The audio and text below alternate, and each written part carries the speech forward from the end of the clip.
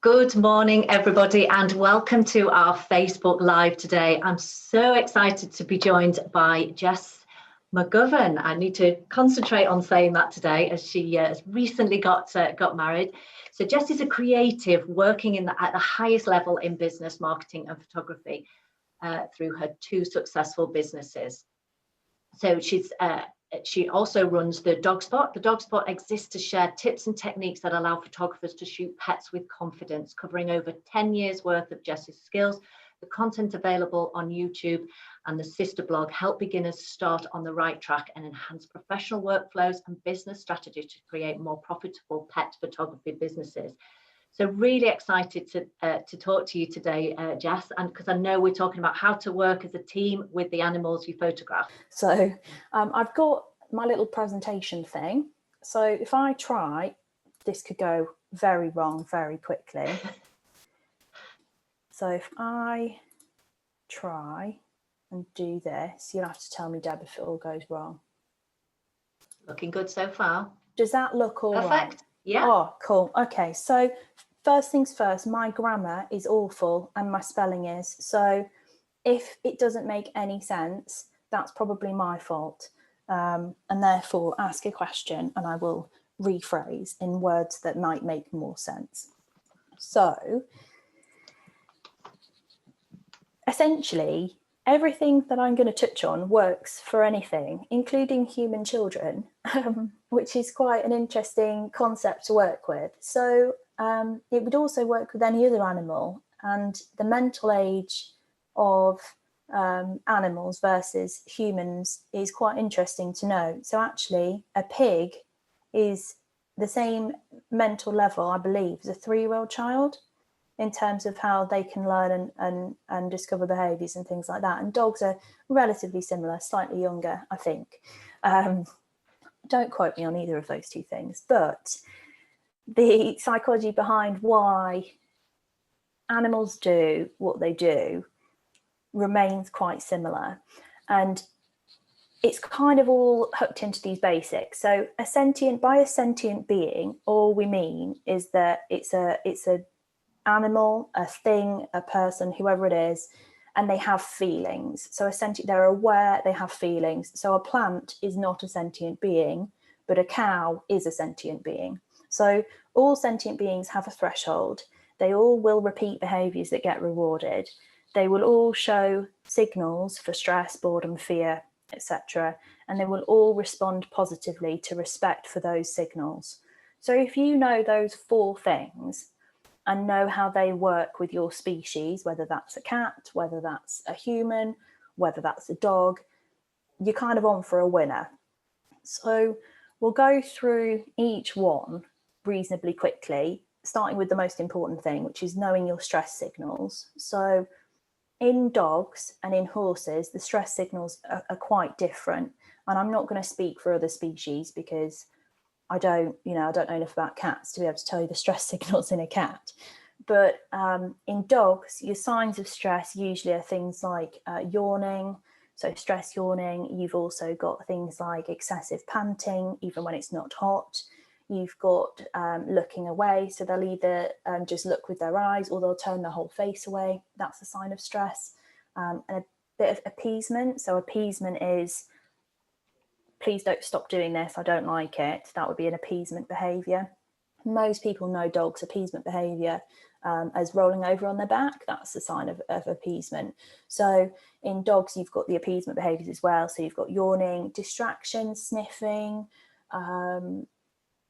tenseness in the face. So you'll see it first usually in the muzzle or around the eyes. Ears going backwards in dogs, so just being held close. I've got an example of this later on. All these things, lacking interest, moving away, all of them are stress signs in a dog, and that's the dog saying really nicely, please, can we stop doing this because I'm not cool with it. And at that point, you as the photographer need to go, not a problem, let's do something different. So the stress signs kind of start first, and if you kind of leave them to go up and up, essentially you're stacking them on top of each other. And then you end up getting into a progression in most behaviours that turns into aggression. So as they get added on and on and on and on, you'll end up with aggression. So the first thing, if you've got a multi-dog household, that you'll see before growling starts is everybody sort of freezes and stays really still, makes themselves look quite big and sort of starts staring. That's a sign that that's the kind of like the base level. Then it will mount and mount and mount, and then you'll have a big bang and they'll all scrap and it turns into a disaster. But the dog showed you that that was going to happen from very early on. And it's one of the reasons why realistically you shouldn't punish a dog for growling, because if you punish a dog repeatedly for growling, they'll just skip that out of the progression, and then you'll have a dog that bites with no warning. So the growl is quite important there. In horses, the stress signs are a bit different. They're a flight animal, so they can't look too obvious that they've got a bit of a problem. Your stress signs will be showing the whites of the eyes, so really wide eyes showing the whites of the eyes is a stress sign. Moving away is also a stress sign. Ears going back is a sign of discomfort or stress. So in those kind of situations, when you've got a horse, you then need that they're not going to get eaten. There's no predator here. There's not a lion that's going to come out and get them. And you'll find that if a horse gets more and more stressed, they'll get more and more spooky. So by spooky, basically, we just mean jumpy. So they'll get quite jumpy to little things rustling. And there's breed differences in this as well. So stereotypically, an Arab or a thoroughbred horse will be more spooky, more flighty, what you call more hot, than a Highland pony or a Shetland, who will have a much larger threshold before things go wrong. Thresholds we'll come on to. So the thresholds, I know obviously there's nothing on these slides, it's just so that I remember what I would need to talk about. So thresholds is a really interesting concept. Basically, if you imagine a bucket and you've got a bucket in front of you, and we use dogs for this example, everything that happens to that dog is either added or removed from the bucket. So you're filling it up with little bits of water at a time, and different experiences for individual dogs will have a different level of water added to the bucket. So my dogs, for example, compete in agility and dog agility, and going to a dog agility show is a very stressful environment. There's loads of stuff going on. There's dogs barking, they're getting excited. There's a lot of stuff happening, and therefore loads of stuff's poured into their bucket. They've got loads and loads and loads of water going into that bucket. And then say maybe later on in the evening, we're still at the dog show, we'll take them for a walk and they see a strange person looking a bit dodgy, and they've got a dog that's really aggressively barking on a lead. That's a stressful situation. More stuff gets poured into their bucket.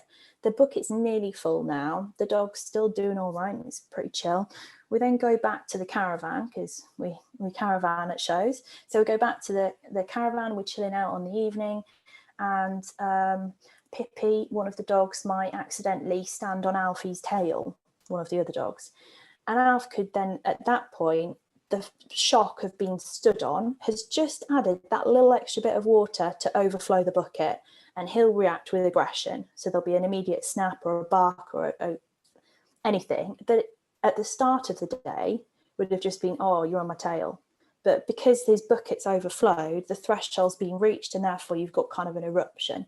And it doesn't always work coming out the top as aggression. The vast majority of time, it comes out as mad excitement. So just completely uncontrollable excitement, which is adorable, but it is a sign that they're going over threshold.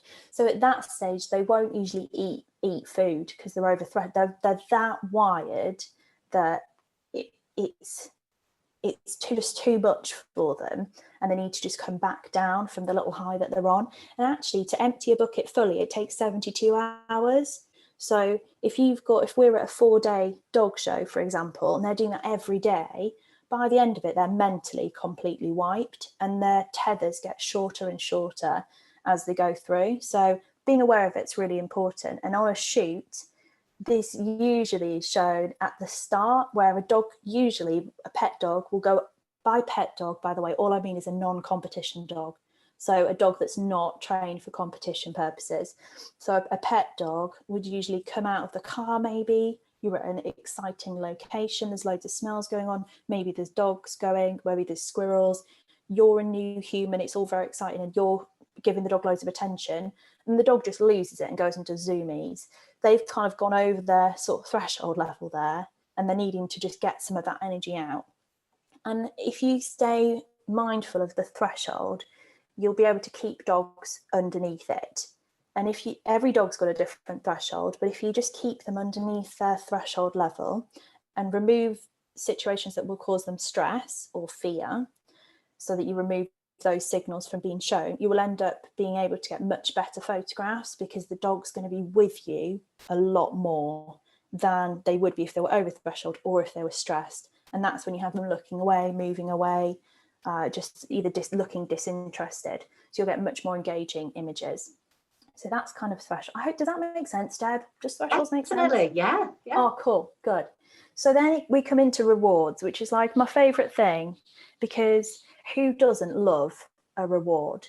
And every animal's reward is different. There are some very clear similarities, but every animal's is different. Most animals find food rewarding. It's intrinsically rewarding. I find food rewarding. I find my takeaway pizza rewarding for myself. It makes me feel good before I then feel bloated and slightly large, but it's a rewarding thing to do. It's why people come for eat. Food is great.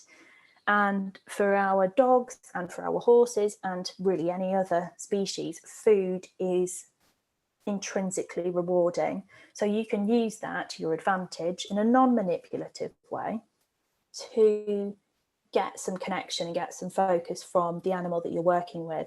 And this works for horses just as well as it does for dogs. You just need to work out what they will work for. So all of my dogs work for kibble. So the boring, dry dog food, they all work for kibble. They also eat raw food, so raw meat. And obviously they love that, but they're all happy to work for kibble because we've built it up as a big game. So kibble's great. Some dogs will just turn their noses up at kibble and be like, I'm not eating kibble. In which case you then need to look at things like sausages or cheese or chicken. Very importantly, please ask the owner to bring some food the dog likes. Don't bring your own food and start feeding it without checking with the owner. So Alfie here, he's allergic to so many things. If he eats a tiny little crumb of cheese, he'll have an allergic reaction that lasts for 6 weeks. So if someone's feeding without permission, that's like the biggest cause of stress for me, because I just don't want to end up with him in the vets with, you know, on a drip, because that's not fun. But yeah, so just make sure that the owner's happy with the food that you're working with, and make sure that they bring a reward for the dog. That's probably the most important thing. Just make sure that before they get to the shoot, they've brought something that the dog finds rewarding. That could be a ball, it could be a tennis ball, it could be a tea towel. I've had tea towels be the dog's favorite thing. I've had socks be the dog's favorite thing. It could just be the person, but usually that's not enough, even if the owner says that that's their favorite thing. And to be fair, a stick, I don't condone the use of sticks, but some dogs will do anything for a stick, and therefore if you're in the woods, you've got an ample opportunity to get as many rewards as needed throughout the session, because you're in the woods and therefore there's lots of sticks. So you just need to know what the dog's reward is, and then you can start to use that to your advantage.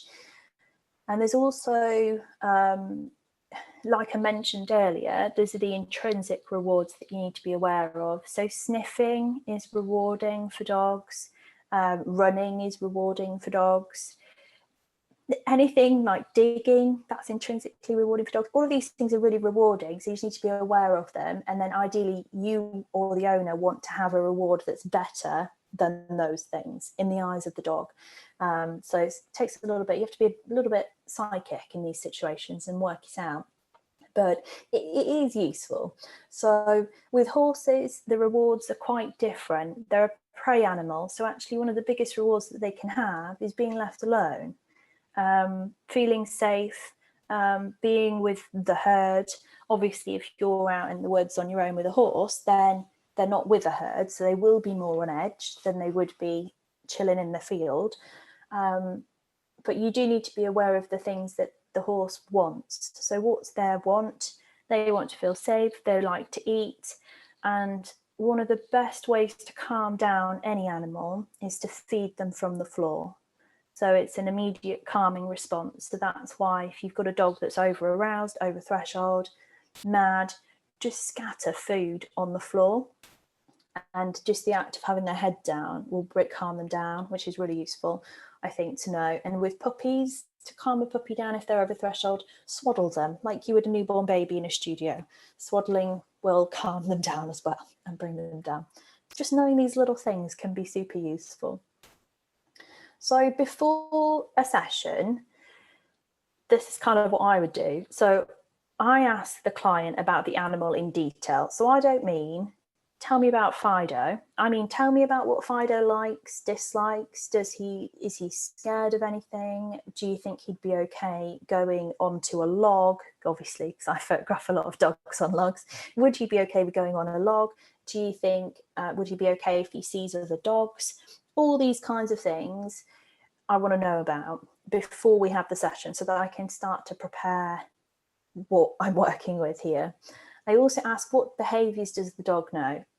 In most cases, I'll rephrase that to, what tricks does the dog know?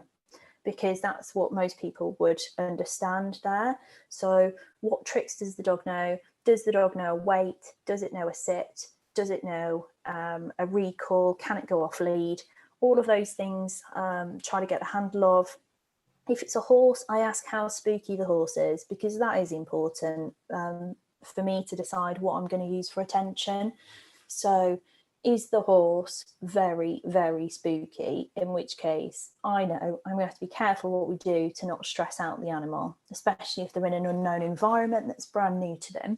And then I also just ask about the general personality. So is the dog aloof, or does it love people? Does it get bored easily? Is the horse very, calm with most things? Is it bomb proof, as we would say? Is there something that I need to know about it? And then I make as many notes as I need to remember that. So having this in your mind before the session is great, but at the session, you do need to just check the accuracy of what the client said, because what they say and what you see in front of you can be two very different things. Not least the fact that the dog's been brought probably to a new location, whether that's your studio, whether that is in the woods. If the horse has come to a studio, that's had a period in the box or in a trailer, that's very potentially stressful for the animal there. So you want to make sure that at the start, especially with dogs, you don't go mad saying hi, which is really hard to do because often they're so cute, especially puppies, but you don't want to go mad saying hi, because remember the bucket. So you're filling up the bucket by being really exciting new stranger, and actually you just need them to get into the groove of where you are, get used to the situation, get used to you, and chill. One thing that I would say that's important, I say it to people when they meet my dogs, is please don't give them any attention until they've calmed down. And that's the same with client dogs. So I do the same with a client dog. So I would just be having a conversation with the owner. Their dog can be jumping up at me, hitting me in the face, biting my shoes. That's fine. Just ignore it until they chill out, and then I can say hi, and that's fine. So we're already rewarding calmness and calm behaviours. And the same with horses. Don't go and see the horse if the horse is obviously uncomfortable, if they're obviously on edge or a bit spooky. I'm not then going to go over and be like, hi, I'm a new friend, shall we be friends? Because don't do that. It's not needed there. So assess the accuracy of what the client has said, and then I usually assess the client's ability to handle and control the animal. In most cases with horses, you're usually fine. They usually have got good control over the horse, especially if you're on location. Otherwise, it would be dangerous. With dogs, often the client, depending on what they do with their dog, whether it's just like a family pet, often they actually don't have a lot of control over their dog. And they might do very briefly, but definitely not for a sustained period of time. So it's really important to assess what are we working with here. And usually I'm not looking at the dog, I'm like, what we're going to be doing with the client. Who is going to have to be in control of this session? Is the client going to do it, or do I need to do that? And then I always assess the animal's stimulus threshold. So if I make a squeaky noise, A, do I get the attention of the dog? But B, does the dog lose its mind with excitement that there's been a squeak? In which case I'll use a different squeak and we'll work out which one is going to work best. And then I always look for signs of stress, fear, boredom, and needing the toilet, which is really important. So I was going to include a video of this, but I thought maybe not, because let's keep it PG. But I was training Bright yesterday with her weights in the paddock. So she's 10 weeks old and she's doing about 15-meter weights now. So she'll sit and wait for me to go 15 meters away and back. And I did a few repetitions and she was great. And then she would sit, but then she'd immediately sort of like turn and sniff. And I've got it all, I video everything. So I've got it all on video and I can see it happening. So I asked her again and she would sit and then get up straight away. And within 2 times of her doing that, I guess she needs the loo. So I asked her to go to the toilet, which is on command, and she immediately went to the toilet, and then she carried on with the training session absolutely fine. So knowing when they need the loo is really important. So yeah, does all of this make sense, Dad? Yeah, it does. It's really interesting. So obviously I've got a boxer dog, so I'm actually taking notes of this as we go along. Have I frozen? Frozen. Have I frozen? No, I think it was me actually. Can you hear me now? I can hear you now. Yes. Okay, yeah. No, it's really clear. It's brilliant. Okay, good. Okay, right. Moving on. Working with the animal, because this is probably the most important thing of everything. So on the left-hand side, you've got what the animal is showing you in their behaviour, and then what you should do. This is very rough estimations. There's always going to be different situations for different things, but so we just go one by one. If the dog or the horse, usually it's the dog, will show that they're bored, you then need to sort of break it down a little bit. I usually do quick fire games. So just ask for attention and give them a reward, ask for attention, give them a reward, super quick, which usually gets them back engaged, or let them be their species. So if it's a dog and you're in the woods, let them go and sniff. Let them go and sniff, let them stretch their legs, let them, chill out a little bit, and everything will be fine. If they're stressed, let them be their species and put food on the ground. So feed from the floor if you can, and just let them calm down. Over arousal, blind excitement, make yourself very boring and just ignore the situation. And again, scatter food on the ground is usually really useful. For fear, remove the trigger. So there's always a trigger for fear. It could be that the dog's terrified of being off the floor. Don't put it on a log. We'll just remove the trigger. If off the floor is causing it to be terrified, don't take it off the floor. And the same if the owner is going too far away and you're getting a fear response, just keep the owner close by. There's nothing wrong with doing that. And then just, wait until the fear reduces to a point where you're well under threshold, and then you can carry on. One thing that's really important, if the dog or the horse or whatever is showing good engagement, good responsivity, they're doing all the right things, don't just sit and take the pictures. Make sure they're getting rewarded for that. Either reward yourself, or in some of the video clips that I've got, you can hear me say release or reward. That's me saying they've done enough, let them have what they wanted to have. And by doing that in shorter sections at the start of a shoot, you end up with a lot longer at the end of the shoot. So you might be only getting 1 second at the start, but by the end, I'm getting 10, 15 seconds because of the conditioning that you've gone through from start to finish. And then, if they're oddly distracted, but in nothing specific, see if they need the toilet, because often they just might need the loo. It's hard if the dog doesn't know a cue to go to the loo. My dogs are all trained to go on cue, because if we're competing, they can't do that in the ring. So when we go for our the exercise of the warm-ups, there's a specific point where I'll say, look, you need to go and do your business now. And they'll go and do what they need to do. So then we know that they're not going to relieve themselves in the ring, where I would get eliminated and it would have been a waste of a 5-hour journey. So it's important. So when shooting, start small, capture the animal just doing its thing, just being the dog. It might be they have a stick and they're wandering around with a stick. It could be a horse just nibbling on some grass. Just let them get used to you doing what you're doing and them doing what they're doing. We're all chill, we're all happy. Ensure that your settings are ready before you ask the animal to do anything. That is vitally important.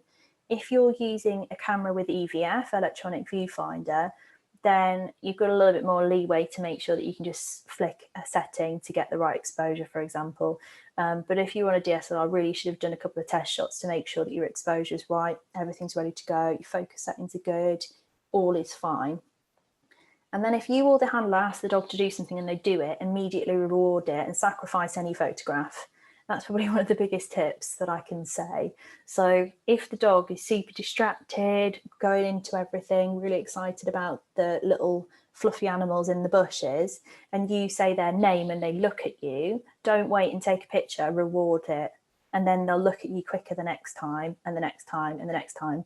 So then you'll end up, by the end of the shoot, the animal will be a really good model, whatever it is, which is really useful. But just keep the rewards really frequent. So there's a couple of times in videos that we've recorded for December that I've said, I think I have said it in the recording as well, I should have rewarded that then. And that means that I left it too long before the reward. I asked for more duration and it should have been rewarded sooner. So the reward time is really important. But as you go through, you can ask for longer and longer within reason. The most usually I'd ask a dog to do something is 3 times and then I'd break. So by break, I just mean just like, yeah, that's all I'm asking you to do. Go and be a dog now, or go and be a horse now. Here, have some grass.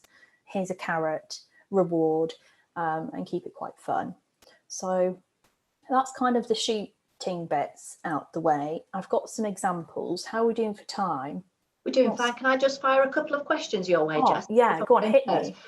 So studio to doing outside. So if someone's shooting the dog inside, doing studio shoots, and then they do a section outside as well. Is there a better way to start with outside or inside, or is that something you should address with the owner? That is a really difficult one because you've got 2 environments that the dog needs to get used to. What I would probably suggest actually is switching that the other way around. Do outdoor first and then come inside to the studio to let them decompress, chill out, have some food, have a drink, wait till they stop panting, give them an actual rest, and then start your studio session. Obviously in winter that's going to be pretty tricky because they might get all muddy and disgusting if they're outside, but that will probably give you the best way around, because outside they need more energy to stay focused because there's outside world to be getting interested in, and if you start in a studio, you've got the madness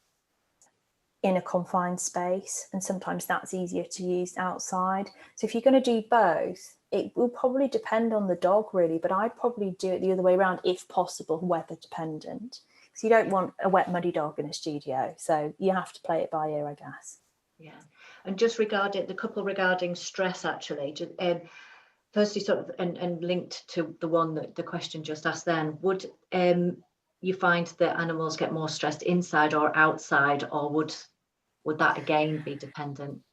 Inside studio, yeah, more stress in studio, and usually it's because they can't be their species. They can't be a dog really and go and sniff and chill out and stuff. And also the owner is responsible for a lot of the stress in most shoots. It's the owner getting frustrated because the dog didn't do its sit and wait, or it's the owner getting frustrated because he's running off or not sitting correctly, and oftentimes it's the owner that's causing a lot of the stress. So in those situations, really you need to step in and say, it's all right, don't worry, that's fine, let's go find a new location, or let's give him 5 minutes to just chill out, should we see if he needs to go to the toilet, and just sort of take control of that situation. And actually you need to handle the owner more often than not, more than you need to handle the animal, which can get really difficult, to be honest. So there's a lot of the people work in it.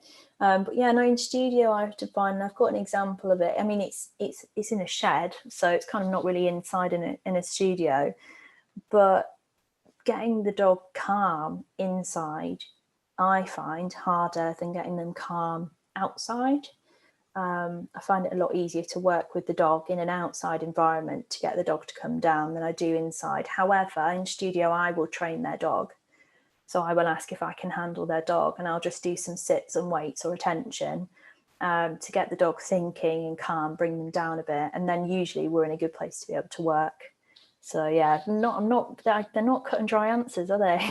No, and I think it is like anything. It is, you like what we were talking about businesses at the beginning, saying everything it's not one size fits all. But I think it's great the tips that you gave about picking up on the stress signals, and that was another question really was, would you anticipate them getting stressed, and probably start by scattering maybe some.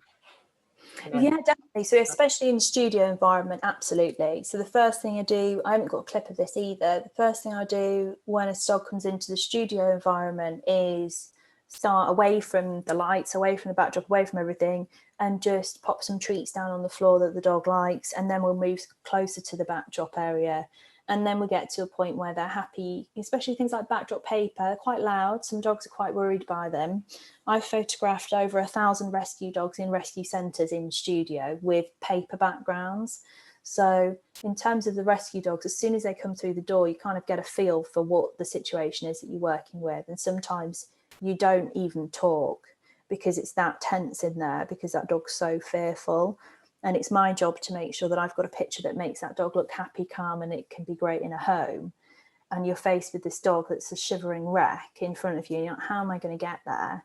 And I usually ask everybody to leave the room. Everyone goes out the room, so there's just one person in the room. No one else is there.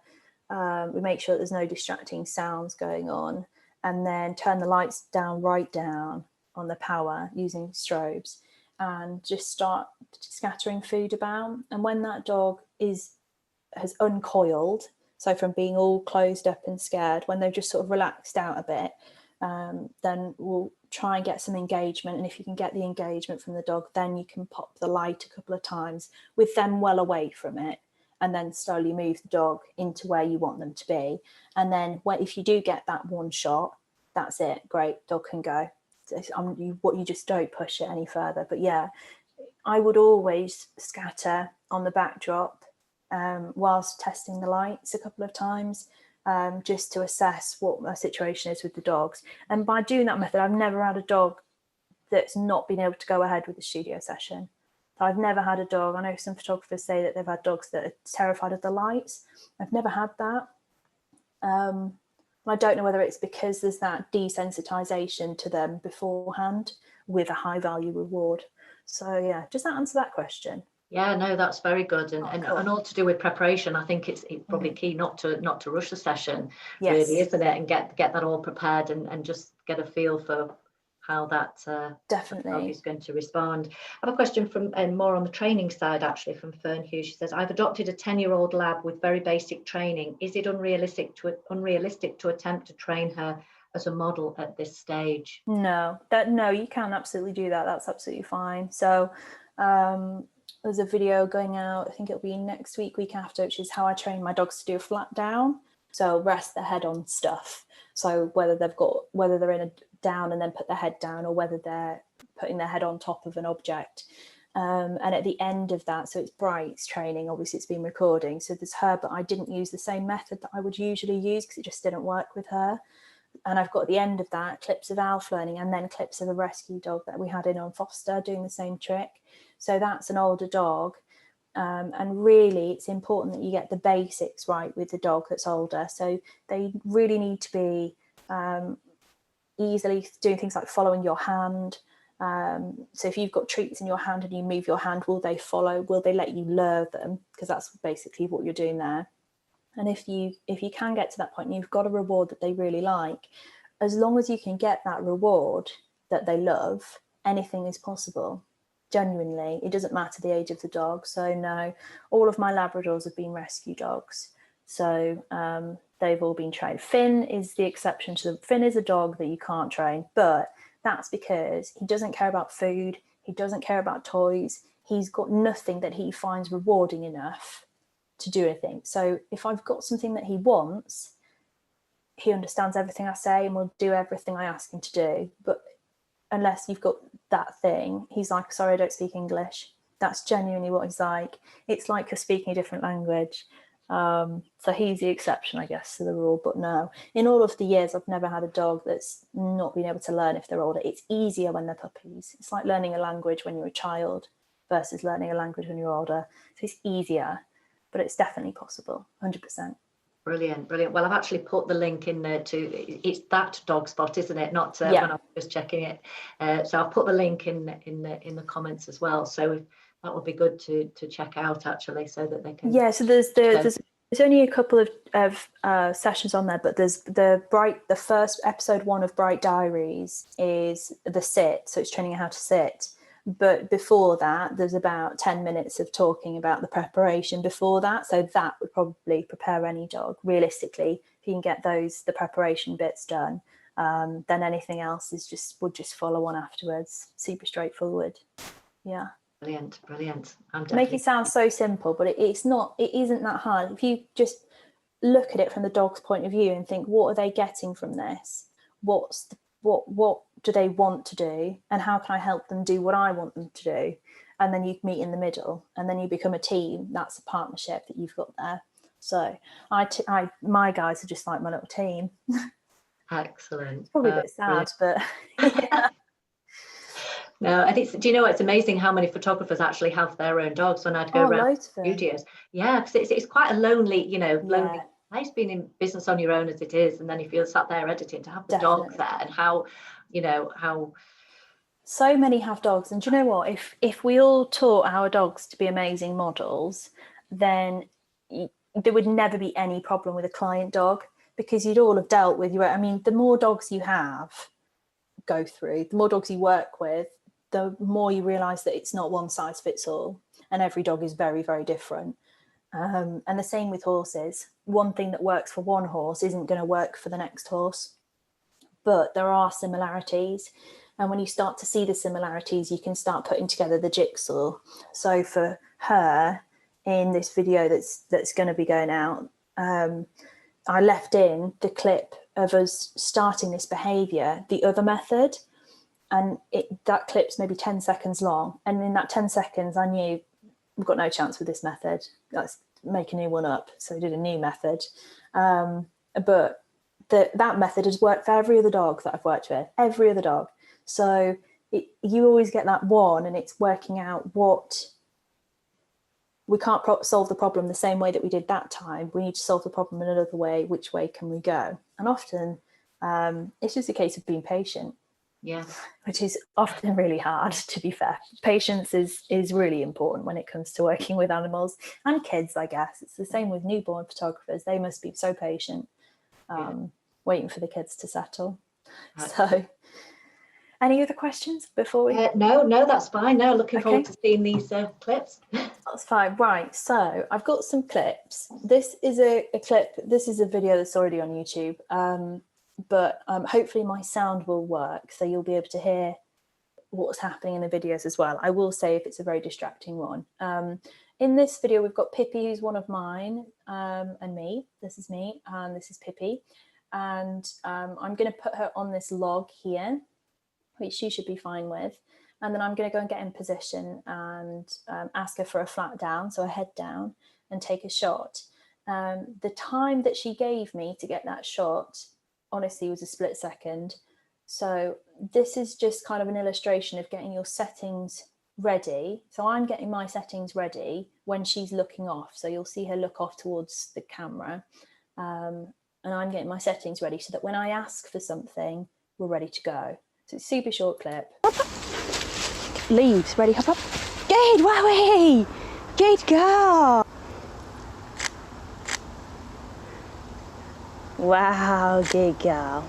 So it was literally a split second, but all of the time her spent looking away was where she was just sort of chilling out, was me getting myself ready so that when she did give me what I wanted, we were ready. We're ready to go with that. And for her, that's really important because she doesn't have the best self-control.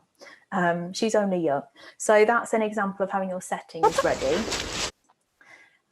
This is an example of rewarding for behaviours and knowing what triggers the dog. So Pippi's a very smiley dog. By smiley, I mean she's got a tongue out most of the time.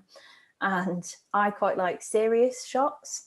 So I'll get myself set up and get some safe shots, which is, I think, so important for any animal photographer, is to shoot safe shots and then have a little patience and see what else you can get. But at least you've always got your safe shots in the bank, just in case. So even if your composition is not perfect, even if the animal doesn't look perfect, you've got a safe shot. So if nothing else happens, you've at least got something to fall back on, which I think is important when you're working on for business purposes. But if you can get more from them, if you can get a better shot or a better composition, then that's great. But if you can't, then you've got it in the bank. So in this situation, Pippi smiles and I'm tongues out the whole time, but I know one phrase that will get her to close her mouth, which she does perfectly. And actually I prefer the smiley picture anyway, but Prance around down. Good girl. Good, wait, shut. Put me down. Good, beautiful. Ready? Smiling. Where's ball? Beautiful. Okay. Wow. Hey, good girl. so it was, where's ball? Wow. And then she gets a big reward. So we'll play that game with the ball for ages after that. And then that meant the next time I set her up on that little stump, I had ages to work out what I was doing, went the other way and got some better composition from it. But I think just watching how I know what to say, where to get her to give me that expression. And often I can't say things too loud because obviously they're all around me. But there's times when I'm working with dogs and I'll say, do you want another word for dinner? And I'll say biscuits. Mine don't know that, biscuits, and usually they'll get excited. And sometimes if you ask the owner, do they look at you, do you say anything and they get a good phrase? And there's one dog that I work with reasonably regularly, and it's where's grandma? And if you say where's grandma, the dog is just like, it gives you the best expressions. And it's like, I'd never have said that had we not had the conversation as to what gets the expression. So in Pippi's case, I can't say that loud because she'll go ballistic. Where is the squeaky toy? And she gets really excited. For little Bright, it's where's and then her name, and she just loses her mind. So there's always these little phrases and they're all a bit strange. So great, look at that, good screenshot there, isn't it? That's a strong screenshot for that one. So here we've got Alfie, who's my main boy, and I'm just doing basically a black on black studio, but this is rewarding for the behaviour. So he's very, very well trained. He'll stay on his little line that we've put him on. But it's the timing of the reward for him is really important. Or Alfie, in the shot, line ourselves up with where we want to be. He's got a hair on his nose, but never mind. You want to get into a position, focus and shoot. And when you look at the back of the camera, good, you will be able to see your clipping. Alfie. So I gave him his reward somewhere around here. There's the ball. So I'm happy that I've got the shot. So I give him the reward before I then go ahead and look at the back of the camera. And that's the order that it should be in. So reward before you check if you've got what you need to have. And that's really important because sometimes I see photographers and they're taking a picture and then they look at the camera and then they take a picture and they look at the camera, and the poor dog is being an absolute angel sat over there, and then it breaks its weight, as we would say, it breaks its weight, so it stops staying and comes to see what's going on, and then it's not given a reward. It's sometimes reprimanded because it broke its weight, and actually the dog should just have been rewarded sooner if you don't have that level of stay. Or Ralph. So this is a different dog. So this is a working Cocker Spaniel called Quest. And her owner is stood over here, camera left. Her owner is a dog trainer, which is very useful. She's a very, very good dog trainer. So Quest has never been asked to stand on a spiky log before. She just went and found this. So we thought, right, we'll leave her. So you can see me take my safe shots before I make a noise. Then I make a noise. She still holds where she is. So I then say release, and Claire, the owner, releases the dog and then gives her a big reward. This is maybe going to be a bit loud. And also I make a very strange noise.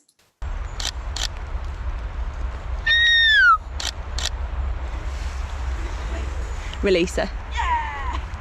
Hi, baby, hi! Kelly. So big party, dog thinks it's done the best thing in the world. I don't know if you could hear that clearly, but there was 2 safe shots taken. Then I squeaked and did 2 final shots. But if she'd have broken that, it's okay because I've got my safe shot, so I'd have been able to work something from them. And then she did great. So then I said to Claire, release. So Quest was released to come forwards.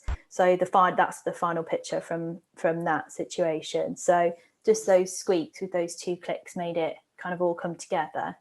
So I hope that's useful. This is a different dog now. This is Percy. So Percy stayed on a lead for the whole session, not because he would run off, but because he wouldn't stay with us as much. So if you're in a situation where you think the dog's just not kind of really going to focus, just keep him on a lead. You don't need to you don't win awards for having all your dogs off lead. So just, if it needs to stay on a lead, keep him on a lead. So we've got Percy here and Percy's owner. Percy's a French bulldog. I think he was 6 months old at this point. She's got a treat in her left hand and she's holding the lead up with her right hand. And I'm down here, bottom of the screen over here. And I'm going to make my strange noises again, less audible in this one. He'll look and I'll say reward and Lana will go in reward. So I'm kind of controlling in most situations when the dog's getting rewards, and usually we'll keep it quite short. So she lines him up. She was like, oh, I want him round more, so she moved him. Good boy. I make a squeak and then say reward. So she then gives the reward. So it's always like I'm fully set up before they're in position. So that's that shot, which was taken there. And then this is a different setup. So in this situation, we're lifting the dog up onto a log, which we checked that Percy was fine with before. I've not just said, let's put the dog on a log. He's fine with that, but he does need to stay on lead. So I've got Lana's other half here, the owner's other half, who is spotting. So there's always at least 2 spotters in most situations. He's there spotting. Lana's going to position Percy where I want him. I'm ready. So I get myself set up and know where I'm going to be. So I've got my composition how I want it. I've already briefed Lana on where to put Percy's front legs. And then I'll make the noise to get the attention. And then when I've got the shot, I'll say, have him off. I don't know why. That's just what I say when I'm working with dogs on logs. Have him off. She'll take Percy off and reward. And then I'll take a couple of empty shots to composite. So it's just the same step. I do say to Dan, don't get my bum in here. Because Dan's filming. I ain't getting your bum in, don't worry. I ain't getting your bum in, don't worry.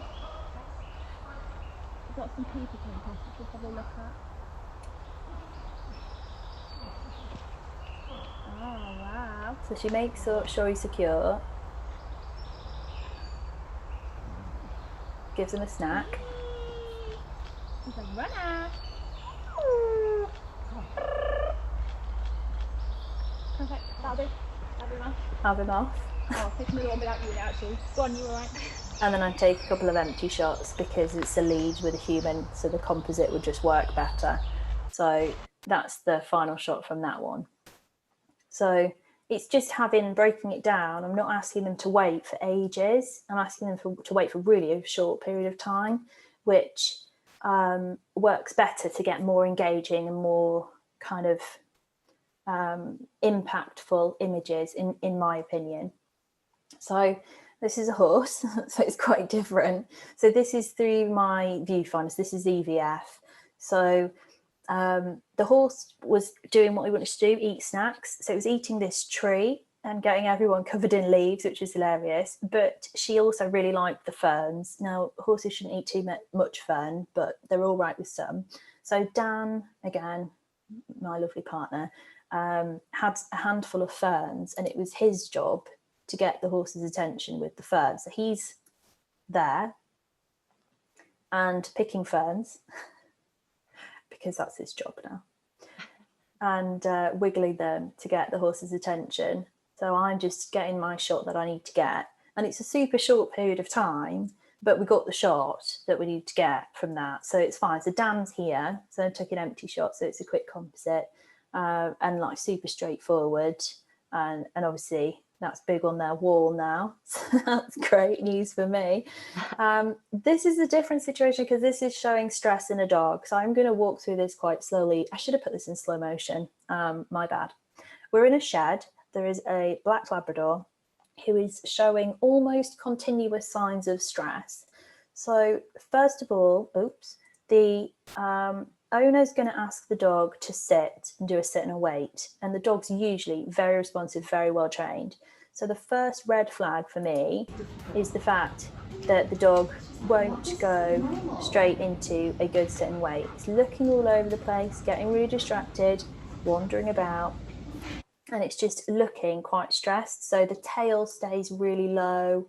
The tail, even when she's walking around, is low, underneath almost. Ears are back, head's kind of cowered. She's almost crouching, really.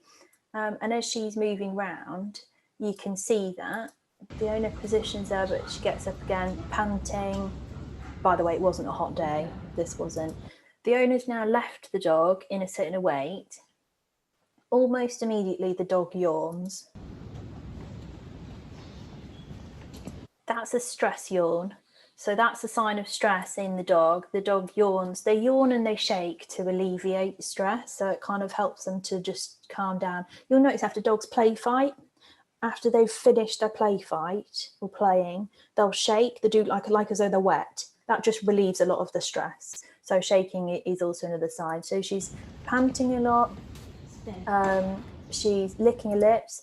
She's oops. Oh, it's all going wrong, Dad. Here we go. She's panting a lot. She's giving me what I want, so she's still looking at me. But as soon as that light flashes, I'm pointing at my screen now, which is absolutely useless. The light camera right at the front, you can see it flash in the ring there. I don't know if you guys can see that clearly or not. As soon as it flashes, the dog's ears go back. Can you see that? Yeah. So it's an immediate reaction. So she's not happy with the situation. I reward and then I say, we'll call it a day. We won't carry on any more than that. So this was a bit in. So she looks uncomfortable. But if you put all of them together, all of the signs together, licking the lips, wide eyes, ears back, looking away, tail down, stress yawning, and ears back at the lights. The problem for this dog is the lights. So that's the biggest issue for this dog, is with the lights. And so realistically, you can counteract that by putting the treats down, scatter feeding on the floor, giving the dog loads of rewards in there. To be honest, the main error on this was that we didn't desensitize the dog to the lights before the dog was brought in. And actually, I'd shot there with Alfie, with the dog off camera, who'd watched it all but hadn't been conditioned. So if I'd have gone back the next day or rescheduled and gone back again, then it would have just been very much focused on that dog and a lot of reward behaviour, and then it would have been absolutely fine, really no problem. So I think that's a good clip to show stress, I think. This is a loud video. If you've got dogs in the room, just prepare, because there's barking in this. This is I know these two really well. This is a very, very crazy spaniel who's mad as a box of frogs, but he loves his tennis ball. He absolutely adores his tennis ball, and he loves his owner. So I've got 2 rewards there that I can use to control him to get a shot. Now the whole session was like this, so I'll just play it. So what the owner's doing, she's going to put him on the log, which he'll be fine with. He's an agility dog. He'll put him on the log, try and get him to do some behaviour. She throws me the reward. Immediately he starts to listen. She walks past me and I say to her, go and hide behind a tree. So she literally hides behind the tree right behind me, and that's when we get him focused and we get the shot. This is a good example of working with a dog that's a bit mad. And what am I putting him in? See if he'll down. Steady.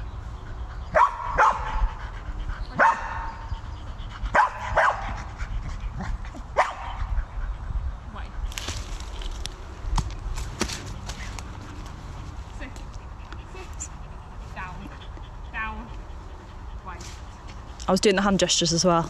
I helped a lot. Wait. Literally as straight line as you possibly can behind me. Hide behind a tree.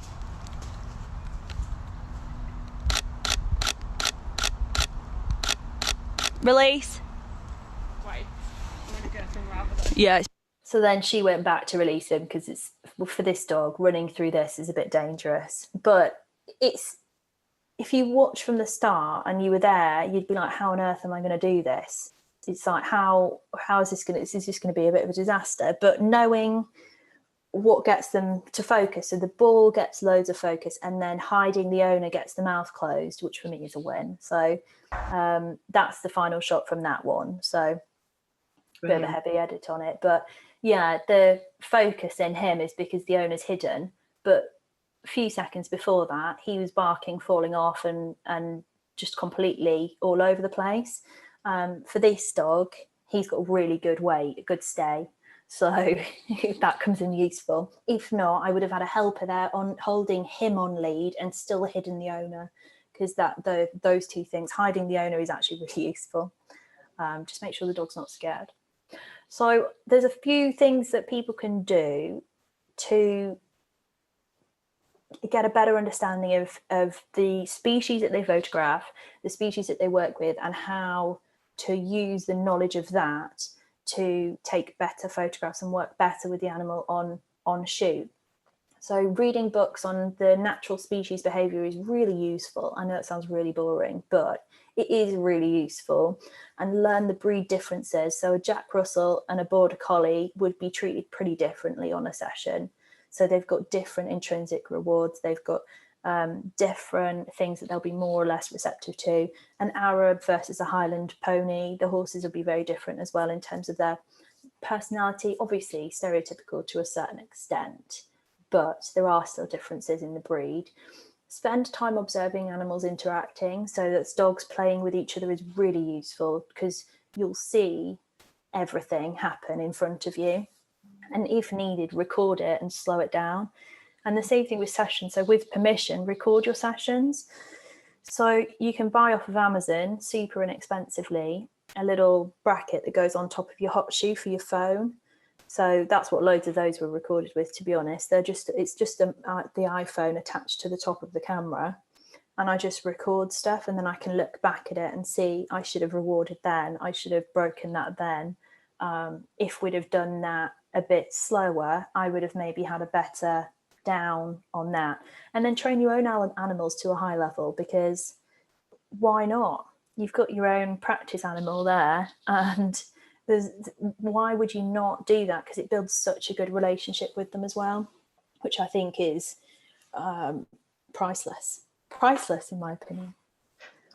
I think that's it, Deb. Finished. Excellent. Oh wow, I'll stop my sharing.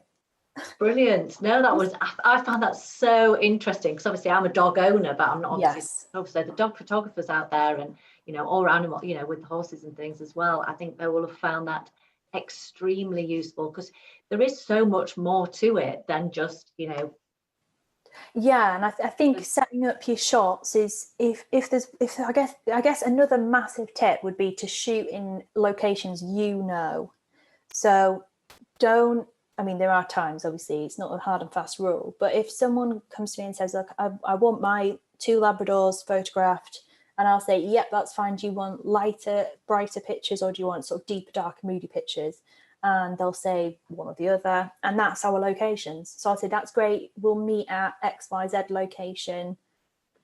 That we'll do that shoot, or we'll meet at this location and do that shoot, because the two provide different images. But the locations I know. So I know all of the shots that I can get in that location. Obviously, you'll get some other ones, but it means that you'll end up with a higher variety of usable shots that you can then sell more from. So from a professional standing, that makes a lot more sense than going to the client's favourite woods, which might be abysmal for photography, and you've never been there before, you don't know the location, you don't know where you can set the dog up. You're spending half your time trying to have a conversation with the owner and not look rude. You're watching the dog to see if it's going to kill itself jumping off of a cliff somewhere, and at the same time you're trying to find a good log. And it's just, these things are just not, it's just not going to work. So you'll get much better pictures if you control the location that you're in.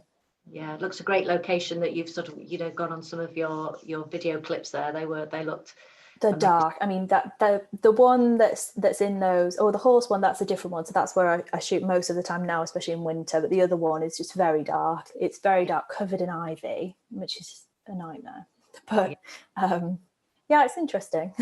Do you have to take much equipment with you then when you go on location? No, not really. Not for photography. No, I used to. The whole summer, I only took one A7R3 and a 70-200, and that was it.